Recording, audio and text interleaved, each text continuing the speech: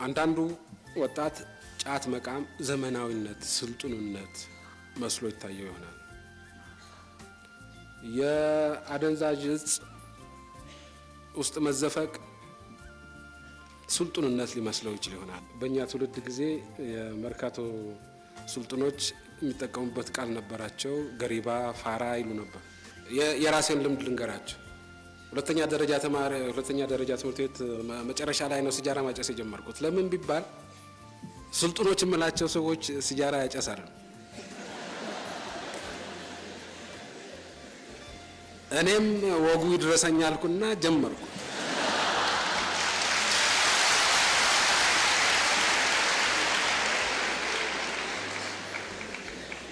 ነገር ግን አሁን በሰለጠኑት ሀገሮች ያለውን ሁኔታ ስታዩ ሲጃራ የሚያጨስ ነው እንጂ ፋራ የሚባለው ገሪባ የሚባለው ሲጃራ የማያጨስ አይደለም። አሁን በሰለጠኑት ሀገሮች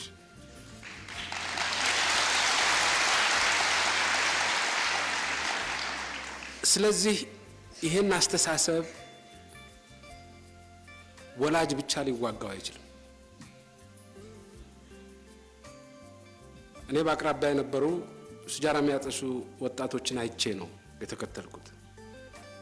ሌላውም በአቅራቢያው የነበረውን ነው አይቶ የሚከተለው ወጣቱን ነው።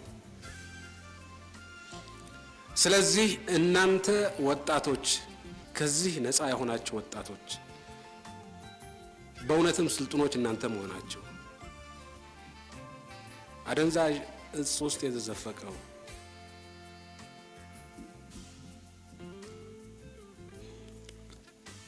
ሌት ተቀን ጫት በመቃም ከሰውነት ወደ እንጨትነት የተቀየረ ሰው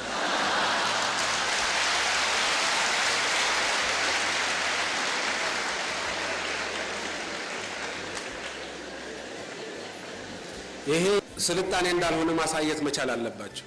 አንደኛ። ሁለተኛ፣ በዚህ ችግር ውስጥ የገቡ ሰዎች ደግፋችሁ መክራችሁ ወደ ልማት መንገድ ማምራት መቻል አለባቸው።